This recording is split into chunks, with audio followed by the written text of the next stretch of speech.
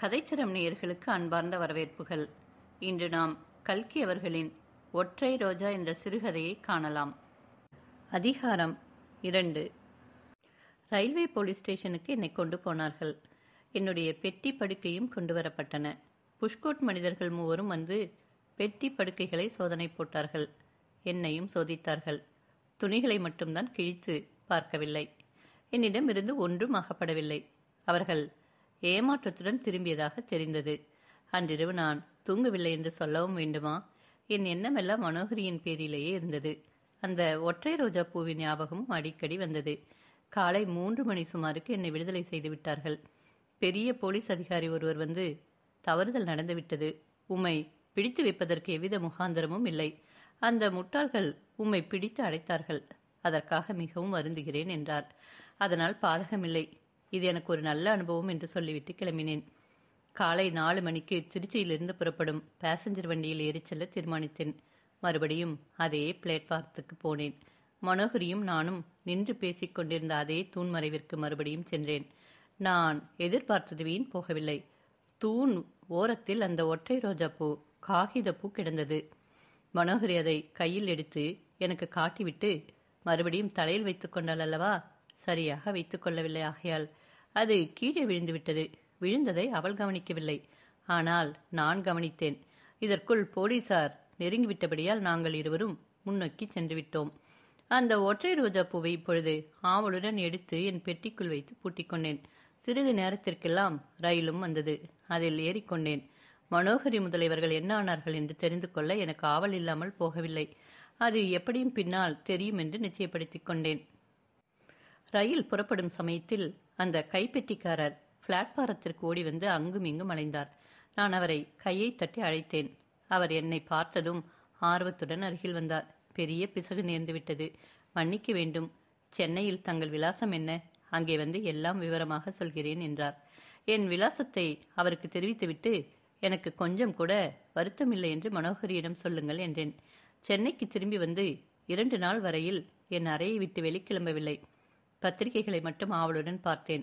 ஒரு பிரபல சுதேச சமஸ்தான மகாராஜாவின் பிரசித்தி பெற்ற விலையுயர்ந்த வைரம் காணாமல் போய்விட்டதென்றும், இலங்கை போலீசார், சுங்க அதிகாரிகள் முதலியோர் அதை தேடி வருகிறார்கள் என்றும் பத்திரிகையில் ஒரு மூலையில் சிறிய செய்தி ஒன்று காணப்பட்டது. அன்றிரவு என் அறைக்கதவை இறுக தாளிட்டுக் கொண்டு அந்த ஒற்றை ரோஜா பூவை எடுத்தேன். அதை கோத்திருந்த நூலை பிரித்துவிட்டு கையினால் தட்டினேன். மேஜை மீது டனார் என்று விழுந்தது. கண்ணை பறித்தது என்று ஆசிரியர்கள் எழுதுவார்களே, என் வாழ்க்கையில் அன்றைக்குத்தான் அது உண்மையாயிற்று. அந்த மாதிரி விடிவெள்ளி அவ்வளவு பெரிய வைரத்தை, கண்ணை பறிக்கும்படி ஒளி வீசிய வைரத்தை நான் அன்று வரை பார்த்ததே இல்லை. அந்த வைரத்திலிருந்து வெளியான விதவிதமான வானக்கிரணங்களைத்தான் என்னவென்று வர்ணிப்பது? பாபநாசத்தில் அருவி விழும் இடத்தில் நான் பார்த்த வானவில்லின் அதிசய வர்ணஜாலங்கள் எல்லாம் இந்த அற்புத வைரத்தின் முன்னால் மண்டி போட்டு ஒளிப்பிச்சை கேட்க வேண்டியதுதான் என்று தோன்றியது. வெகு நேரம் அந்த வைரத்தை திருப்பி திருப்பி பார்த்து கொண்டிருந்து விட்டு மறுபடியும் முன்போல அந்த காகித ரோஜா பூவுக்குள்ளே வைத்து தைத்தேன். பெட்டிக்குள் பத்திரப்படுத்தினேன். மறுநாள் நான் எதிர்பார்த்திருந்த மனிதர் வந்தார். தவறு நேர்ந்ததன் காரணங்களை விளக்கினார். அந்த பெண், நான் என் காதலனோடு இந்தியாவுக்கு போகிறேன், என்னை தேட வேண்டாம் என்று தகப்பனாருக்கு கடிதம் எழுதி வைத்துவிட்டு அவருக்கு தெரியாமல் வந்துவிட்டாளாம். தகப்பனார் வைர வியாபாரியாம். ஒரே ஒரு வைரம் மட்டும் எடுத்து போகிறேன், அது எனக்கு உங்கள் ஸ்ரீதனமாக இருக்கட்டும் என்று அந்த கடிதத்தில் எழுதியிருந்தாளாம். அந்த வைரம் ஒரு மகாராஜாவுக்கு சொந்தமான விலையுயர்ந்த வைரம் என்றும் 1.5 லட்சம் பெருமானது என்றும் கூறினார். தகப்பனார் பெண்ணையும் வைரத்தையும் தேடிக்கொண்டு புறப்பட்டார். அவள் ரயிலில் பிரயாணம் செய்கிறாள் என்று அறிந்து முன்னதாக விமானத்தில் திருச்சிக்கு வந்துவிட்டாராம். இந்த மனிதரையும் தன்னுடைய ஒத்தாசைக்கு அழைத்து வந்தாராம். இதெல்லாம் சுங்க அதிகாரிகள் காதில் அரைகுறையாக விழுந்ததில் அவர்கள் வைரத்தை சுங்க வரி கொடுக்காமல் கொண்டு போவதை தடுக்க முயற்சி எடுத்தார்களாம். மனோகரி தன் கடிதத்தில் குறிப்பிட்ட காதலன் நானாகத்தான் இருக்க வேண்டும் என்று தவறாக எண்ணி என்னை கைது செய்ய இவர் ஏற்பாடு பண்ணினாராம். என்னுடைய வாயை பிடுங்கி, அந்த ஒற்றை ரோஜா பூவில் வைரம் இருக்கிற விஷயம் எனக்கு தெரியுமா என்று அறிந்து கொள்வதற்காக அம்மாதிரி பயங்கர கதையை அவர் கற்பனை செய்து கூறினாராம். என்னை விட அவள் பெரிய கற்பனைக்காரி.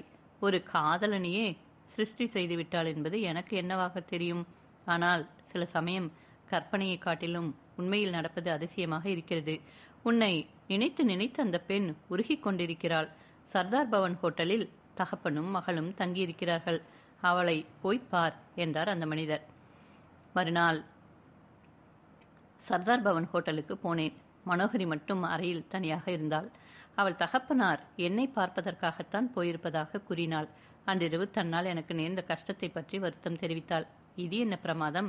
சில நிமிஷ நேரம் உன் காதலனாக நடிக்கும் பேறு பெற்றேன் அல்லவா? அதற்கும் சில மணி நேர சிறைவாசத்திற்கும் சரியாக போயிற்று என்றேன். பிறகு அந்த ஒற்றை ரோஜா பூவை எடுத்து அவளிடம் கொடுத்தேன். அவள் அளவில்லாத அதிசயத்துடன் அதை வாங்கி கொண்டாள். தன் அழகிய கரமலரில் அந்த செயற்கை மலரை வைத்துக்கொண்டு அதை உற்று பார்த்தாள். உள்ளே வைரம் பத்திரமாக இருக்கிறது என்றேன். வைரம் இருப்பது உங்களுக்கு எப்படி தெரிந்தது என்று மேலும் வியப்புடன் கேட்டாள். பிரித்து பார்த்தேன், தெரிந்தது என்றேன். எப்படி இது உங்கள் கைக்கு வந்தது? தூண் நிழலில் நின்று இந்த காகிதப்பூ எதற்கு? நிஜ ரோஜா பூ மாலை வாங்கி தருகிறேன் என்றாயே, அந்த இடத்திலேயே கிடந்தது. இதை கொடுக்க மாட்டேன் என்று சொன்னது நியாயம்தான். 1.5 லட்சம் ரூபாய் வைரத்தையா ஒரு அந்நியனுக்கு கொடுப்பார்கள்? விலை மதிப்பை முன்னிட்டு கொடுக்க மறுக்கவில்லை. அவ்வளவு பெருமானம் உள்ளது என்பது அப்போது எனக்கு தெரியவே தெரியாது. இதற்கு ஒரு உபயோகம் இருந்தது, அதனால்தான் கொடுக்க மாட்டேன் என்றேன். அந்த உபயோகம் இனி இல்லாமல் போய்விட்டது. எனக்கு விளங்கவில்லை. உபயோகம் இல்லாமல் ஏன் போக வேண்டும்? இதில் உள்ள வைரம் உன் கழுத்தில் அழகாகத்தான் ஜொலிக்கும். ஆனால் சுங்கவரி மட்டும் கட்டிவிட வேண்டும் என்றேன். அவள் என்னை ஏறிட்டு பார்த்து, எதற்காக சுங்கவரி கொடுக்க வேண்டும்? எனக்கும் கொஞ்சம் சட்டம் தெரியும். பெண்கள் அணிந்திருக்கும் நகைக்கு சுங்கவரி கிடையாது என்றாள். அப்படியானால் ஏன் அதை ஒழித்து கொண்டு வர வேண்டும் என்று முணுமுணுத்தேன். என் தந்தை வைர வியாபாரி. என்னை வைர நகை போட்டுக்கொள்ளும்படி எத்தனையோ தடவை நிர்பந்தித்திருக்கிறார். நான் மறுத்துவிட்டேன். இந்த ஒற்றை வைரத்தை மட்டும் எடுத்து வந்தேன். இவ்வளவு பெருமானம் உள்ளது என்று தெரியாது. 100 ரூபாய் வைரமே என் காரியத்திற்கு போதுமானதாக இருந்திருக்கும். அது என்ன அபூர்வமான காரியம்? இன்னும் அந்த மர்மம் எனக்கு விளங்கவில்லையே என்று கேட்டேன். அந்த கேள்விக்கு பதில் சொல்லாமல் மனோகரி என்னுடைய நிலைமையை பற்றி விசாரிக்கலானாள். நான் கதாநாயகனாக தகுதியுள்ளவன் அல்ல. BA பரீட்சையில் கோட் அடித்தவன் என்றேன். நிஜமாகவா? நீங்கள் BA பரீட்சையில் தோல்வி அடைந்தீர்களா என்று கேட்டாள். ஒரு தடவை மட்டுமல்ல, 3 தடவை பரீட்சைக்கு போய் தோல்வி அடைந்தவன். 3 தடவையா தோல்வி அடைந்தீர்கள் என்று கேட்டுவிட்டு மனோகரி விழுந்து விழுந்து சிரித்தாள். அதில் என்ன அவளுக்கு அவ்வளவு சந்தோஷம் என்பது எனக்கு விளங்கவில்லை. சரி சரி, நீ சிரித்து முடி, இன்னொரு நாள் வந்து பார்க்கிறேன் என்று சொல்லிவிட்டு கிளம்பினேன். அவள் போக வேண்டாம் என்று தடுத்தும் நான் நிற்கவில்லை. ஆண் பிள்ளை அல்லவா, ரோஷமாக இருக்காதா? திரும்பி கூட பார்க்காமல் போய்விட்டேன். என் ஜாகைக்கு திரும்பிய பொழுது அங்கே மனோகரியின் தகப்பனார் காத்திருந்தார். அவரும் ஒரு அத்தியாயம் தெரிவித்தார். பேச்சு நடுவில், என் மகளுக்கு நீங்கள் மிகவும் ஒத்தாசையாக இருந்தீர்களாம். டீ வாங்கி கொடுத்தீர்களாம். அவள் எனக்கு ஒரே பெண். அதனால்தான் 1.5 லட்சம் ரூபாய் வைரம் போனாலும் போகிறது. பெண் உயிரோடு பிழைத்தாலே அதுவே போதும் என்று திருப்தி அடைந்திருக்கிறேன் என்றார். அவள் உயிருக்கு என்ன ஆபத்து வந்தது என்று கவலையுடன் கேட்டேன். தெரியாதா? இதோ பாருங்கள் என்று சொல்லி ஒரு கடிதத்தை நீட்டினார். அது மனோகரி அவளுடைய தோழி ஒருத்திக்கு எழுதிய கடிதம். மனோகரி இலங்கையில் ஏதோ ஒரு பரீட்சைக்கு போனதாகவும் அதில் அவள் தேரவில்லை என்றும் அக்கடிதத்தில் குறிப்பிட்டிருந்தது. பரீட்சை தேராத அவமானத்தை என்னால் சகிக்க முடியாது.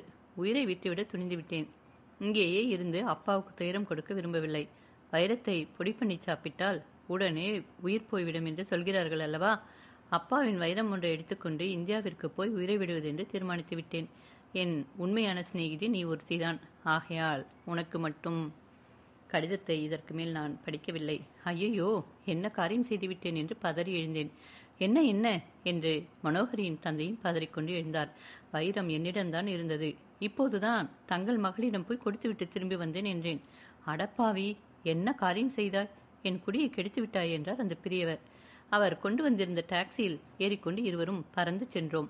என் நெஞ்சு அந்த சில நிமிஷங்களில் எப்படி துடித்தது என்று சொல்லவே முடியாது.